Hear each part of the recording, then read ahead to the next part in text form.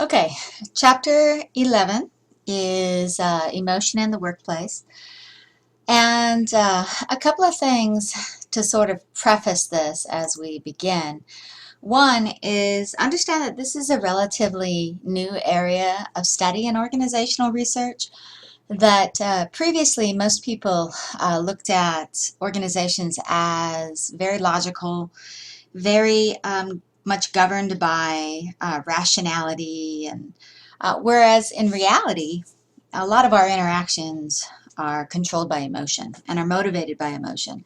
And so scholars nowadays are beginning to research and beginning to appreciate a lot of the emotional nuances to our interactions. So in the research thus far regarding emotion in the workplace, there's a couple of different things that have been considered. One is this notion of bounded rationality, and bounded rationality basically argues that there are limits to logic, and that rather the emotional life is the central focus. And so there's been different studies on things such as emotion labor, and emotion labor has to do with the emotional content between the employee and the client, so to speak. And when they talk about emotional labor, there are these two elements of surface acting versus deep acting, and that has to do with the intensity with which the people involved feel and experience the emotion. Surface acting might be the secretary who is pleasant to the person on the phone who's screaming at them, whereas deep acting might be a little bit more intense in terms of uh, the exposure or the involvement with the emotion.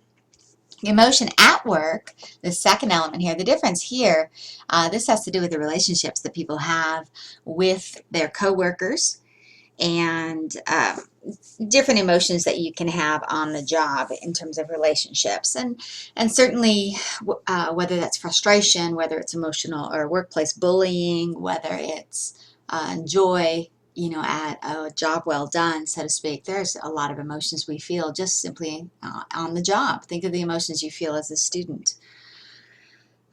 Emotional rules and emotional intelligence. Rules have to do with how emotion is governed, or certain social norms that determine what emotion can be expressed at what time. So it's a little bit of a different focus. Now, EQ, or emotional intelligence, predominantly comes from this gentleman here, this is Daniel Goleman. And he's done a lot of interesting work that talks about having sort of this emotional IQ.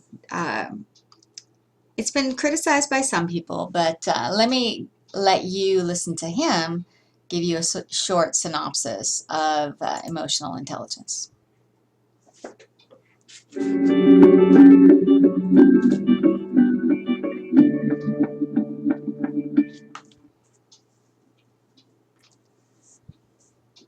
Emotional intelligence refers to how well we handle ourselves and our relationships. There are four domains: self-awareness, knowing what we're feeling, why we're feeling it, which is a basis of, for example, good intuition, good decision making. Also, it's a moral compass. The second part is self-management, which means handling your distressing emotions in an effective way so that they don't cripple you, they don't get in the way of what you're doing, and yet attuning them to them when you need to so that you learn what you must. Every emotion has a function. Also, marshaling positive emotions, getting ourselves involved, enthused about what we're doing, aligning our actions with our passions. The third is empathy, knowing what someone else is feeling. And the fourth is putting that all together in skilled relationship. So that's what I mean by emotional intelligence. There are many definitions out there. The part of the brain, it turns out, that it supports emotional and social intelligence is actually the last circuitry of the brain to become anatomically mature. And because of neuroplasticity, the brain shapes itself according to repeated experiences. So my argument is, hey, we should be teaching kids regularly, over time, in a systematic way, self-awareness, self-management, empathy, and social skill. And in fact, there are now enough programs, and they've been around enough in schools, that they're about to publish a huge meta-analysis looking at hundreds of schools and kids that had the program versus those that don't. And guess what? All antisocial behavior, disruption in class, violence in school, goes down 10%. Pro-social behavior, liking school, well-behaved, up 10%. Academic achievement scores up 11%. So it really pays. Executive function, which is mediated by the prefrontal lobe, both helps you manage your emotions and helps you pay attention. So as kids learn these skills, they also learn basic learning skills. I think that the fact that that was an argument was one thing that caught people's attention. Then there was a little chapter on called Managing with Heart, which argued that leaders who were sons of a bitch were actually defeating the company's own mission. I think that made a lot of people happy because they work for people like that. I don't know. Some people gave it to other people because they thought they needed help in this domain. I'm sure there's a zillion reasons why people like the book.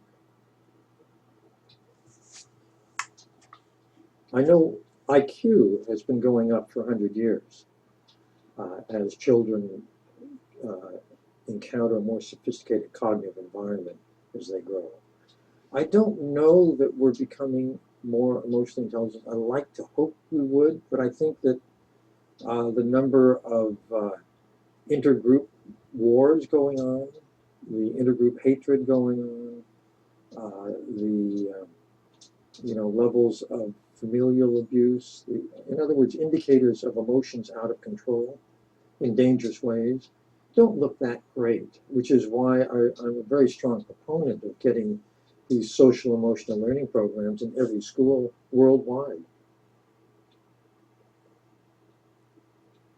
You have to remember that emotional intelligence is a range of abilities: self-awareness, emotional self-management, empathy, social skills. Women tend to be better than men on average at empathy, particularly emotional empathy, sensing in the moment how the other person is feeling. And also it's at social skills, at keeping things feeling good between people and a group. Men, on the other hand, tend to be better on average at self-confidence, particularly in groups, and at managing distressing emotions. But what's very interesting is if you look at leaders who are in the top 10%, there's no difference between the men and the women on any of those variables. In other words, you have a whole human being. So I would say that on average, there probably are differences, men and women, in this domain of ability. But as people develop their skills, as people become more effective, they pick up strengths in areas that they need. I think that emotional intelligence is a universal, but it looks different in different places. Japan has a very rigid set of rules of social interaction, lots of subtleties. Americans typically blunder into the Japanese system, don't get what's going on, and it's embarrassing. But they wouldn't recognize necessarily emotional intelligence in Japanese setting. Brazil is a very different culture. It's very outgoing, kind of like an Italian culture, and so it would look different there. But I think the fundamentals are the same.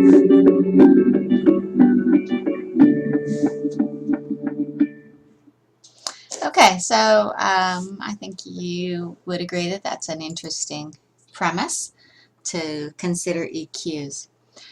So let's move on to the biggest emphasis on the textbook, which is basically the study of stress and burnout.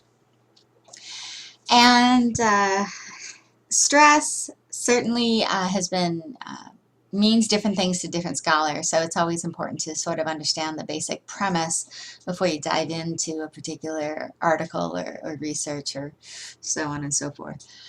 There's a great table in your textbook that sort of summarizes these three elements of stress, burnout, and outcome, so I'd definitely take a look at that table in the chapter. So let's take a look at some of these concepts as we sort of dive into the notion of stress and burnout.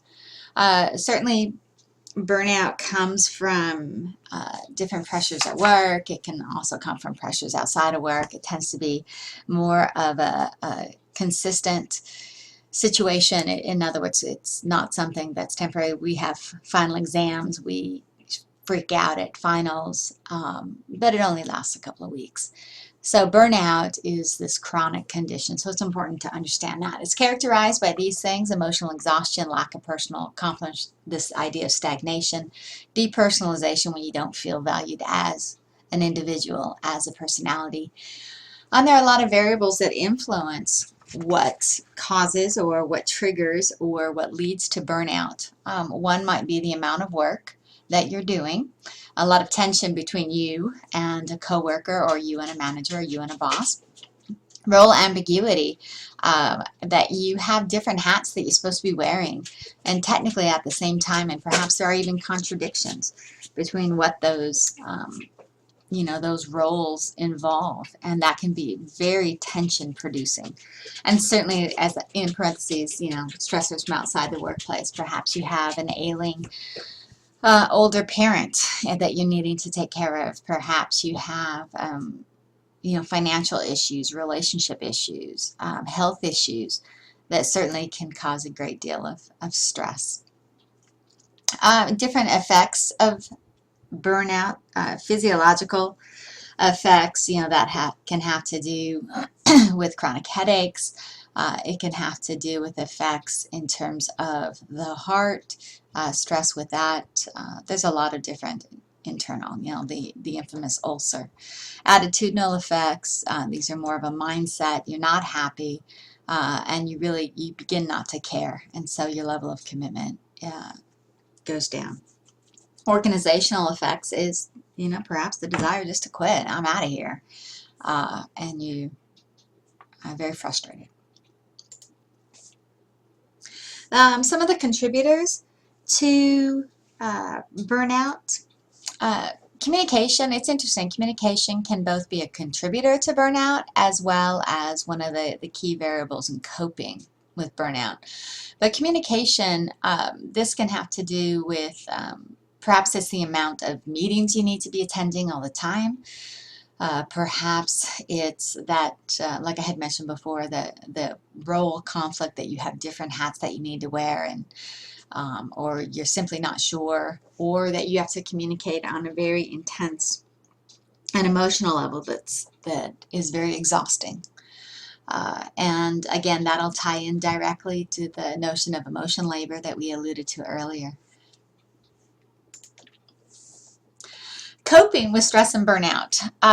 Certainly you don't just want to, grab a bud all the time and smoke a joint just to relax, or, so many people, I'm sure I'm familiar with, need a cigarette as soon as I get off work. That there are these variations of different elements that we can bring into our system that is sort of our way of coping, whether it's a glass of wine or something a lot more intense. So that's not the ideal way of dealing with stress. I even have a friend whose son, when he gets stressed at work, he gets sick and wants to miss school. Rather, her son is a student. So there's various ways that we can cope. We can deal with stress. We can focus on the problem. We can focus on the way we look at it. That's the idea of framing. And what it says here in terms of appraisal centered, that's just framing. Emotion centered means we're just going to deal with the actual emotion. It doesn't really, change anything in terms of the actual problem still existing. Different communicative forms of coping. Two main things to look at here. One is the notions back in PDMs and getting involved in participation in decision making, as well as the different social support. And it's always good to look at the different types of social support you have and who can provide that. And by the way, please remember that this concept and this information is relevant far beyond the limitations of organizational communication. So there you have it. That sort of gives you Chapter 11 in a nutshell, and we'll see you online.